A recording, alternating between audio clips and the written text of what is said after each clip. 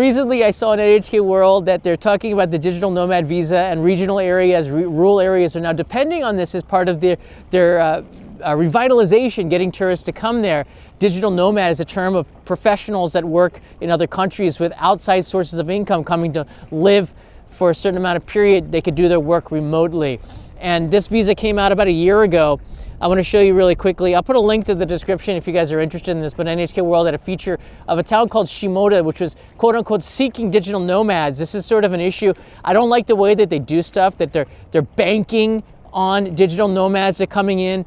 You need a 10 million yen proof, or 70,000 US dollars, in order to get this 6-month residency visa, which is not what it is actually. We looked into it, me and Peso, who's one of our moderators, we looked into this and we found that there is no residency here. So this is something that's, I think, part of Japan's version 1 of anything, kind of, I think just sucks. And then eventually it's gonna get better, but what we have here is not something that I think is viable for a lot of people. I don't think I'm personally, I want to hear what your comments are. They had a 1-month trial period that brought in roughly 100 digital nomads. A trial period means that they're probably paid to do this, or there's some sort of incentive to do it. And they had some voices for people to doing this. And NHK World is NHK World, so they're probably gonna be skewed on trying to help the government do this. But this program seems like it's run with a bunch of bureaucrats. And I'm just looking at no residency, right? Peso's here to chime in here. I'm just looking at people who did it on YouTube, and I'm looking at some of the screenshots, and these creators, they actually got the digital nomad visa and talk about how it's not worth it. And you know, I think that's kind of proven the point that perhaps Japan needs to change this, and I got a feeling that they will. We also learned that Taiwan changed their visas, so their nomad residence visa, which I think is one of the best in the world after reading it. It's really fascinating stuff. So let me show you really quickly. This is actually from the government of Japan that issues these visas. And this is the Q&A, which completely lays this out for you. I think NHK World should have read this before writing and doing their article. I can't believe that other creators haven't looked at this. This actually comes from the government. What activities, this is from 2024, November, I believe. What activities are permitted under the status of residents of designated activities for digital nomads during their stay in Japan? Answer. With the status of residents of designated activities for digital nomads, you may engage in the following 2 activities during your stay in Japan. However, employment activities with a public or private organization in Japan, or an individual in Japan under an employment contract or contractor agreement is not permitted. So you can't work for a Japanese company. It has to be an outside source of income. So this makes sense. Number 1, activities that involve using information and communication technology in Japan to engage in business of the organization's business office located in a foreign country based on employment. So you could be a YouTuber. YouTubers, technically, this is gray area, but if you're coming here for doing more work than you are actually coming as a tourist, you should be getting this visa or a work visa. Technically, it's gray. I know this might come as a surprise because you're promoting Japan, but you're making money and your videos are monetized. It's not for your own personal gain. It's actually trying to make money off of it. Number 2, activities that involve pending services for a fee or selling goods, etc., to persons located in a foreign country. It's so hard to enforce this, but again, if you're coming here to sell stuff or doing something like this, you can't technically have this visa. I guess you need a work visa or a special visa. Question 2, while in Japan under the status of residents of designated activities for digital nomad, may I enter into a contract with someone I met in Japan and start a new job? While staying in Japan under the status of residents of designated activities for nomad, it is not possible to work with a Japanese company. So you are locked into your foreign employment. It has to be a foreign source of income. You cannot compete with Japanese or take Japanese jobs. What is the maximum period of stay allowed for this? I'm just going to skim it here. For a digital nomad visa, the maximum period of stay in Japan under this status for digital nomads is 6 months, and renewal of the stay is not permitted. This is just kind of ridiculous. So after 6 months, you have to leave, but you can come back 6 months later. This has to do with the residential tax thing. So if you're in Japan for over 183 days, then you will have to pay taxes in Japan. So it's more for you than it is for the status. If you're in Japan for more than 6 months, then you have to pay taxes in Japan. So that's sort of the reason why I looked into it. I would like to stay in various cities during my stay in Japan under the status of digital nomad. No special, you can move from one place to the other. You don't have to stay in one particular place, which gets to the next questions. If I enter Japan with the status of residence or designated activities for, will it be issued a residence card? And this is where Peso and we got this completely wrong. We're going back and forth. Resident cards are issued to mid and long-term residents, but those who stay in Japan under the status of residents of digital nomads do not fall under the category. So you do not get a Zairyu or residence card, which means you cannot get a bank account, you cannot get a cell phone or a local SIM card. You're kind of banned from doing all the services that I can get, which is ridiculous. This doesn't make much sense to me to get this visa just based on that. After entering Japan with the status of digital nomad, can I leave Japan and return? Yes. So you get basically the same as I would get for entering and exiting as many times as you want. Am I obligated to pay income tax? No, not unless you stay over 183 days, it's written there, or a consecutive 12-month period. So that's why you don't have to pay taxes because you're staying less than 6 months. However, persons with non-exemptions, you could check about this, and there's a treaty as well for working, and you should look into all of this stuff. Can I bring a PCS? This is one I didn't know about. This is one I didn't know about. If you come with a smartphone or a PC and it's not a technical it doesn't have the technical conformity mark, technically you can't have that device here after 3 months. So they give you a 3-month grace period, which is meant for tourists. After that, you have to get a device that has this mark. And most devices that are made today, like Apple and Google and all the other devices, Japanese companies, they're all got that technical mark in there, conformity mark. But that's just because a lot of it has to do with the radio signals that are emitted. The Americans have a much stronger radio signals than the Japanese, which have their walkie-talkies are absolutely ridiculous. They're like garbage here, the consumer ones. So there's like little things like that that have to do with that. That's why the technical conformity mark for Japan is important for Japan. You can go to jail for having an American walkie-talkie set in Japan. Question number, is that 9 here? Regarding the requirement for annual income, it's going to come up here, of an applicant must be at least 10 million yen. In what cases can you say that the requirement is met? They're pretty strict on this right now, and I think this might be just because of version 1. I'm just going to pan across it here.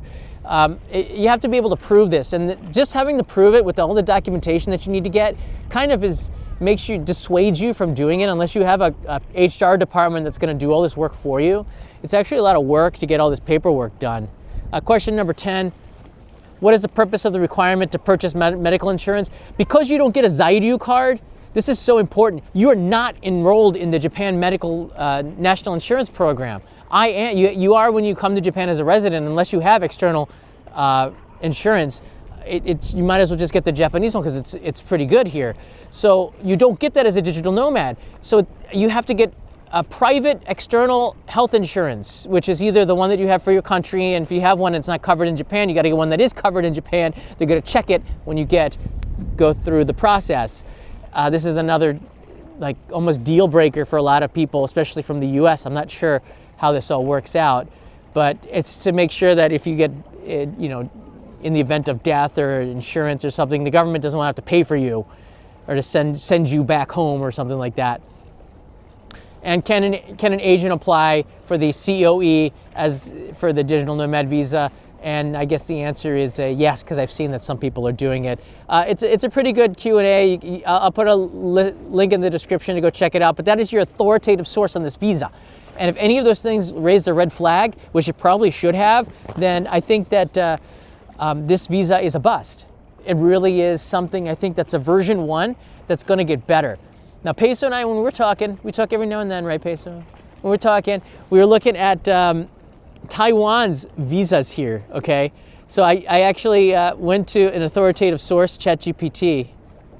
I don't know.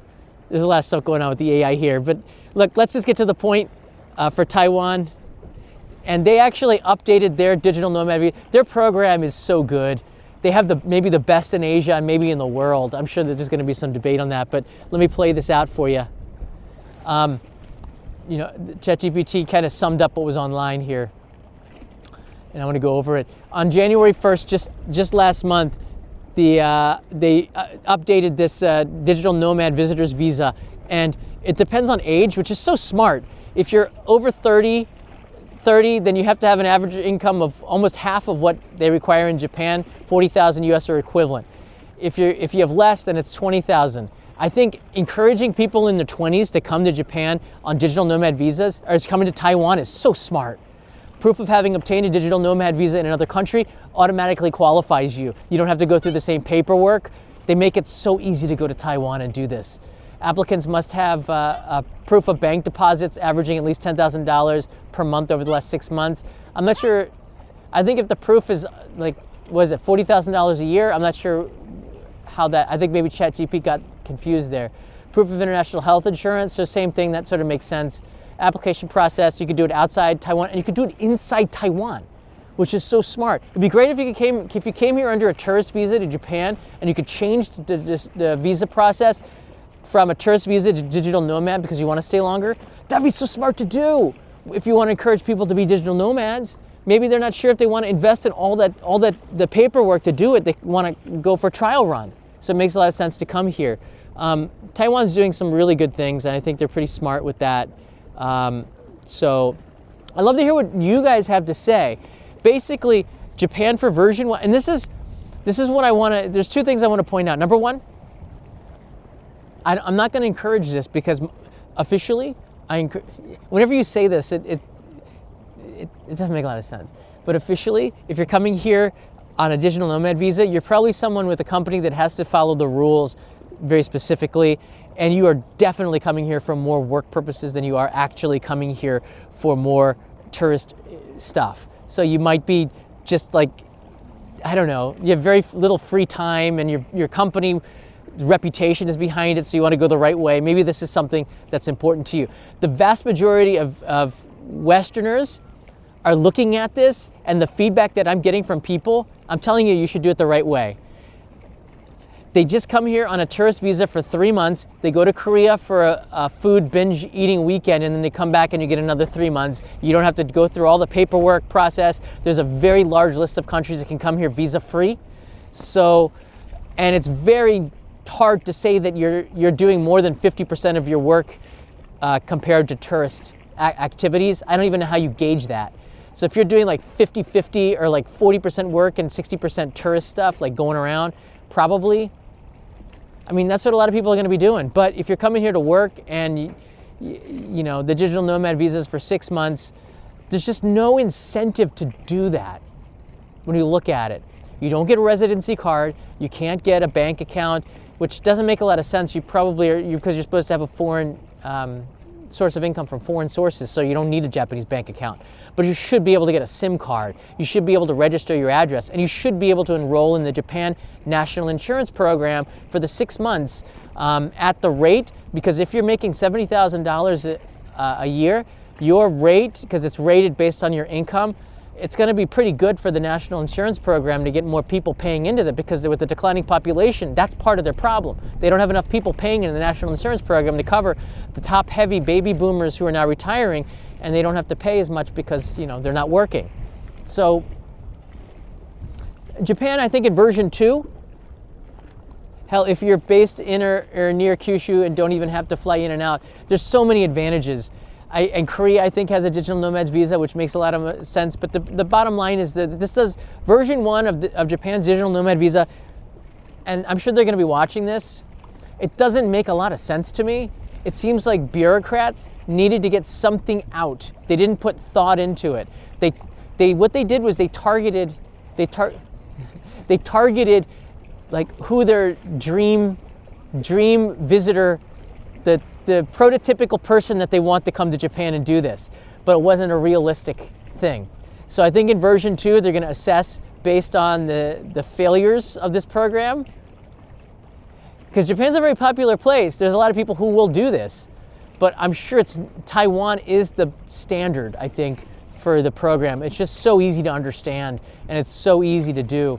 If you had a digital nomads visa in another country, then you should be able to get a digital nomad visa for Japan. If you're competing with other digital nomads, why would you make somebody go through the entire hurdle again if they've already gotten one from Taiwan or from Korea? You should be able to say, okay, if you get a digital nomads visa from these countries and you can very quickly with 1 or 2 forms prove that you have the income, slap that visa sticker on their passport and say, come to Japan.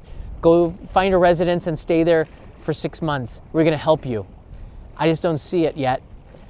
But that's Japan. I think the first time they start off very strict, and then it starts to get looser. So my expectations for the digital nomad visa, just to sum this up, was not something that was going to be very successful. I think it was like a dream project, something that opens the door in a strict way to see how it works, and then from the failures, they tweak it. And I think Japan will be learning from their neighbors, from Taiwan and from other countries. They really need it. I'll tell you right now, I know Irvan is here very often, and I'm not sure if he's on a digital nomads visa. Irvin, get in touch with me. I'd love to talk to you about it if you did. But he likes to work in different countries. I don't know, but he's also a tourist, so I don't think he's. I'm not sure if he qualifies for the over 50% work stuff, but very, very much so. He's here in Japan, and I like all that paperwork. It just doesn't make a lot of sense. Digital nomad visa sounds new. It came out last year around March or April. No, April they announced it, and it was initiated, rolled out, and I don't think it's been really successful. But like when I saw NHK World kind of promoting it like this, and then writing in here that places are banking on this new visa, the government is kind of letting them down with the not getting enough people to come in. You need a wave of people. You need to make it easier. And NHK World right there, in April, Japan issuing 6-month residency visas. That is wrong. They're not residency visas. So this is why I think I had to make this video. There's so much misunderstanding with this. Unless you go through the process, you really don't know. And the thing is, I think in April, which is a year from when they announced this visa, it could change again, and there could be a version 2, and this video will become obsolete. But as it stands right now, like, you really have to want to come to Japan under the digital nomad visa rather than getting a tourist visa and then doing the run to Korea, which I don't suggest that you do because that's not the proper way to do it. But people are doing that all the time. And how do you prove it? I mean, you're going to Korea and then you're coming back. Maybe you flew in to Japan on your international flight, you flew out, you took a domestic carrier to Korea. You can do that. This is all permissible. It's very hard to check and prove all of this stuff, but you know, if you come in here for work purposes, then you should get the proper visa. If you're a YouTuber, it's very gray area. I want to say this right now because I know somebody who came in to make a commercial here and they didn't have the, I don't know. Actually, I don't know what the status was, but I was very concerned about it. But it's gray because you can't confirm or you can't check, and it does a lot of good for Japan, but Japan doesn't really care about that. What they care about is, are you following the rules? Because society has to have rules, and rules will fall apart if you don't follow those rules. It's the way Japan works, you know? That's the good and the bad. If you come here and you move to Japan, you will become frustrated with all these little rules that don't make sense to you, but you follow them because it makes sense, because if you don't follow them, then everything falls apart, and it becomes your country, which is maybe one of the reasons why some of the people are leaving those countries. I didn't come here for that reason. I love America, so I could have lived in both places just fine. I just ended up here 26 years ago. I got a family, so I don't expect to be going back anytime soon. If you don't already know, much love, guys. If you don't already know, I dropped this video, and I think this is for all of you guys that are thinking about finding the gems of the Nagoya area, finding places. So I know a lot of everybody goes from Tokyo to Kyoto, but you're missing so much stuff. And I was contacted by a guest house owner. He's a very interesting person. He went to the University of Michigan. I didn't hold it against him, but he came back from let me tell you a story really quickly. And I'd love for you guys to leave a comment on this video and check it out. It just released it about 6 hours ago on the main channel.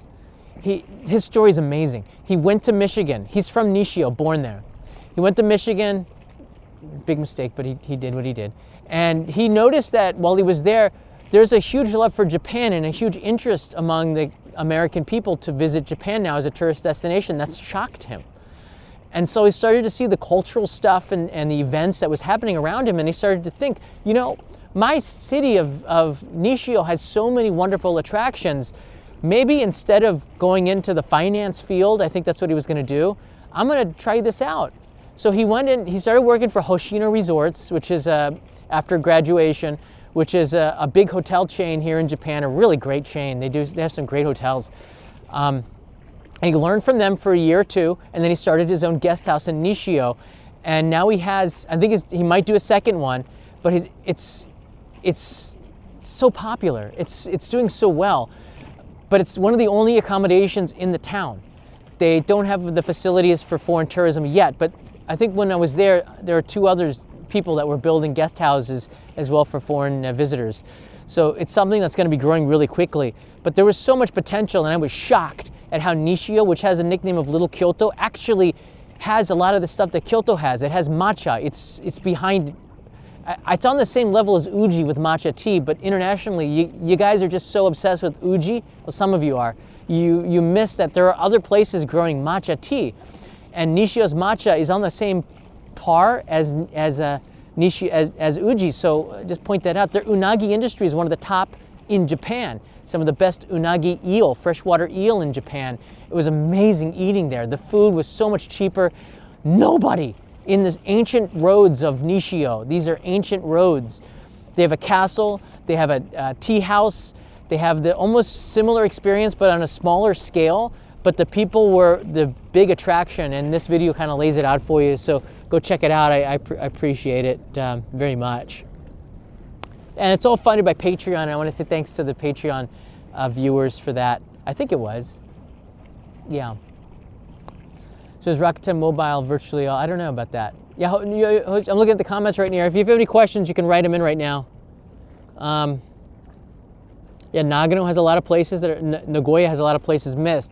I think Nagoya is, when I lived there in 1998, it wasn't a place that had easy access. It's sandwiched between two popular places, Tokyo, the capital, with the two major airports, and then Osaka with Kansai airports, and it's just stocked with attractions. Himeji, Nara, Kyoto, Dotonbori. There's Hiroshima is down in that direction, and then Nagoya gets the miss. But because it's a little bit cheaper and it's a manufacturing center, and a lot of the manufacturing has gone to other countries, Vietnam, Indonesia, Thailand, Laos, China, of course. The manufacturing has gone away, so there's a lot of businesses that are starting to build up Nagoya as a tourist destination, and so there's a lot of potential there. I think I worked with JR Central, Japan Rail, on that last one. I can't remember, but yeah, Rise was the guest house, and it was a wonderful episode. But Nagoya gets missed a lot, and I lived there for 2 years. In Okazaki for 14 months. I lived in Fujigaoka, and more than 2 years. I lived in Toyohashi as well, Kasugai in Nagoya. So I know that it's a great place to live, the Mikawa region. But it's tourist attractions, they didn't have so many. But it's starting to change. Legoland is there, the Ghibli Museum is there, the new one. So there's a lot of places to go. But everyone's looking for something different, you know. If you're a digital nomad, Nishio is maybe the perfect place to live. I think you want to go and live in a place where you have that Japanese life experience type of a place. Tokyo's not that great for digital nomads. I don't know. I think it's cheaper to live out in a place like Nishio. The food is cheaper. The people are friendlier. It's close to the Shinkansen. Shin-Anjo is not a stop that a lot of people know. It's on the Kodama line right after Toyohashi, but it's really convenient. It connects with the Meitetsu, which it feels like getting on the subway, and then going to Nishio. I think it's like about 20 minutes from there.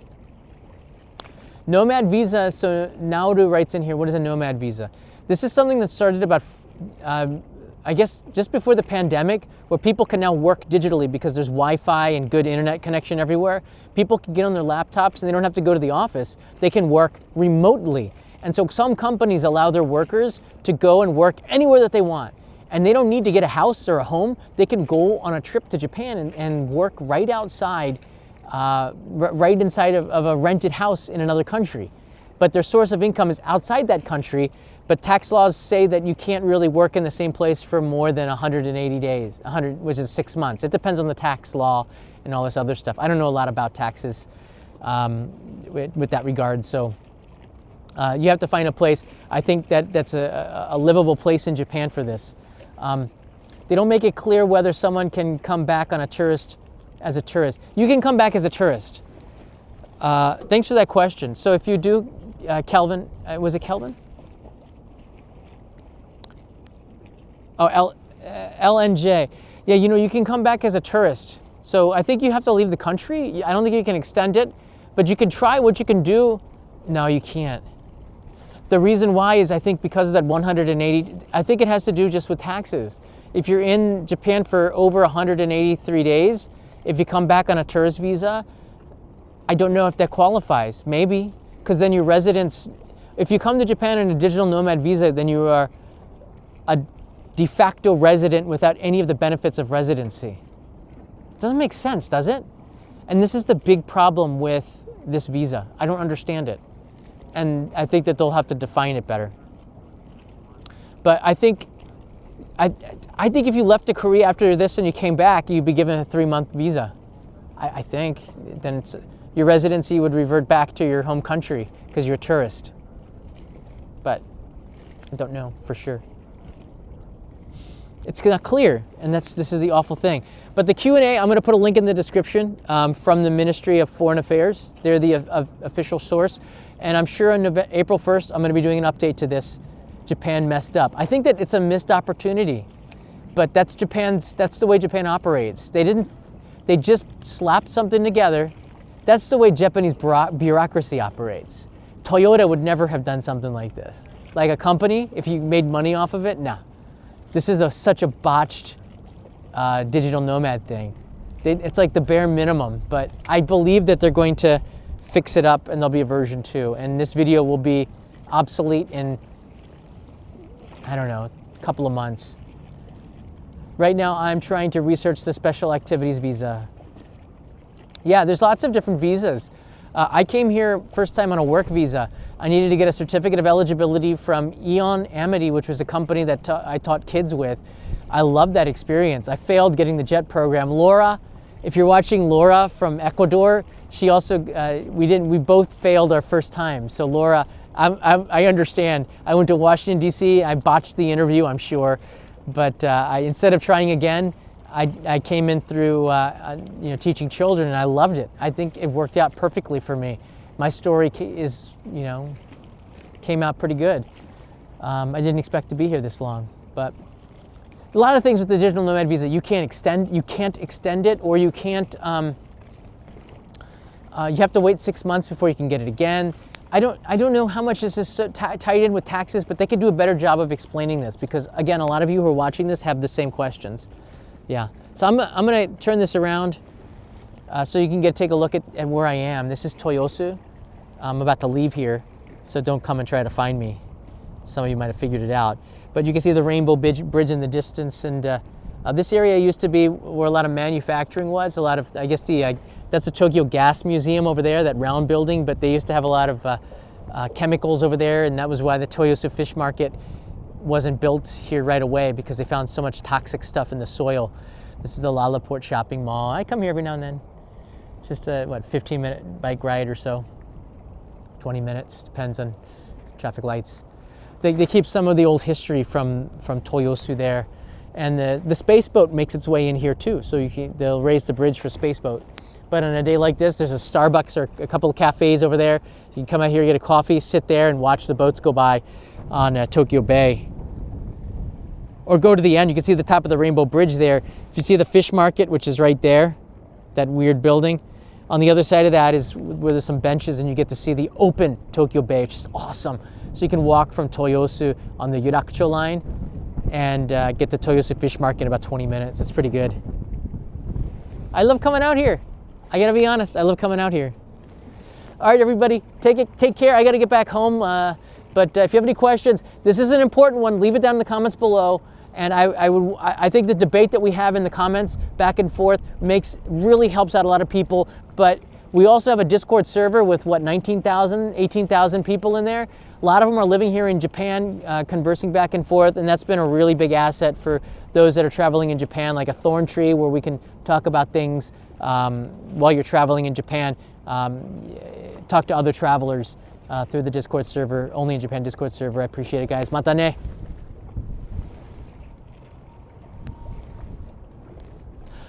Why am I out of breath? It's a lot of talking. I think a lot of people are still asleep. I went to bed in the US. A lot of Aussies here. See you guys.